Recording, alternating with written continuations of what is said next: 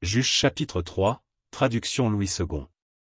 Voici les nations que l'Éternel laissa pour éprouver par elle Israël, tous ceux qui n'avaient pas connu toutes les guerres de Canaan. Il voulait seulement que les générations des enfants d'Israël connussent et apprissent la guerre, ceux qui ne l'avaient pas connue auparavant. Ces nations étaient, les 5 princes des Philistins, tous les Cananéens, les Sidoniens, et les Éviens qui habitaient la montagne du Liban, depuis la montagne de Baal-Hermon jusqu'à l'entrée de Hamath. Ces nations servirent à mettre Israël à l'épreuve, afin que l'Éternel sût s'ils obéiraient aux commandements qu'il avait prescrits à leur père par Moïse. Et les enfants d'Israël habitèrent au milieu des Cananéens, des Héthiens, des Amoréens, des Phéréziens, des Héviens et des Jébusiens. Ils prirent leurs filles pour femmes, ils donnèrent à leurs fils leurs propres filles, et ils servirent leur Dieu. Les enfants d'Israël firent ce qui déplaît à l'Éternel, ils oublièrent l'Éternel, et ils servirent les Baals et les idoles.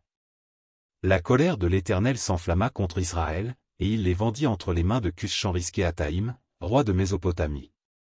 Et les enfants d'Israël furent asservis 8 ans à Cush-Risquéataïm. Les enfants d'Israël crièrent à l'Éternel, et l'Éternel leur suscita un libérateur qui les délivra, Othniel, fils de Kénaz, frère cadet de Caleb. L'esprit de l'Éternel fut sur lui. Il devint juge en Israël, et il partit pour la guerre. L'Éternel livra entre ses mains Cush-Risquéataïm, roi de Mésopotamie, et sa main fut puissante contre Cush-Risquéataïm. Le pays fut en repos pendant 40 ans. Et Othniel, fils de Kénaz, mourut. Les enfants d'Israël firent encore ce qui déplaît à l'Éternel, et l'Éternel fortifia Églon, roi de Moab, contre Israël, parce qu'ils avaient fait ce qui déplaît à l'Éternel. Églon réunit à lui les fils d'Ammon et les Amalécites, et il se mit en marche. Il battit Israël, et ils s'emparèrent de la ville des palmiers. Et les enfants d'Israël furent asservis 18 ans à Églon, roi de Moab. Les enfants d'Israël crièrent à l'Éternel, et l'Éternel leur suscita un libérateur, Éhud, fils de Guéra, benjamite, qui ne se servait pas de la main droite.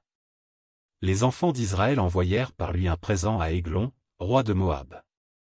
Éhud se fit une épée à 2 tranchants, longue d'une coudée, et il la ceignit sous ses vêtements, au côté droit. Il offrit le présent à Églon, roi de Moab, or Églon était un homme très gras.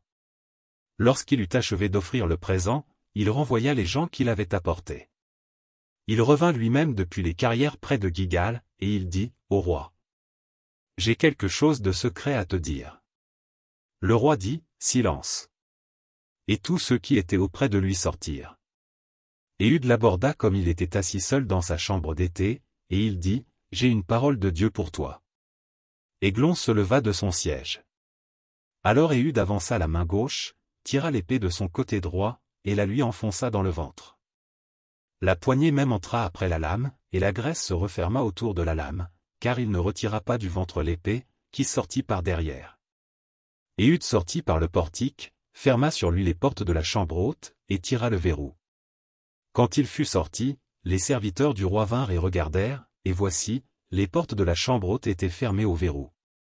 Ils dirent, sans doute il se couvre les pieds dans la chambre d'été. Ils attendirent longtemps, et comme ils n'ouvraient pas les portes de la chambre haute, ils prirent la clé et ouvrirent, et voici, leur maître était mort, étendu par terre. Pendant leur délai, Éhud prit la fuite, dépassa les carrières, et se sauva à Seïra. Dès qu'il fut arrivé, il sonna de la trompette dans la montagne d'Éphraïm. Les enfants d'Israël descendirent avec lui de la montagne, et il se mit à leur tête. Il leur dit, Suivez-moi, car l'Éternel a livré entre vos mains les Moabites, vos ennemis. Ils descendirent après lui, s'emparèrent des gués du Jourdain vis-à-vis de Moab, et ne laissèrent passer personne. Ils battirent dans ce temps-là environ 10 000 hommes de Moab, tous robustes, tous vaillants, et pas un n'échappa. En ce jour, Moab fut humilié sous la main d'Israël. Et le pays fut en repos pendant 80 ans. Après lui, il y eut Shamgar, fils d'Anath. Il battit 600 hommes des Philistins avec un aiguillon à bœuf. Et lui aussi fut un libérateur d'Israël.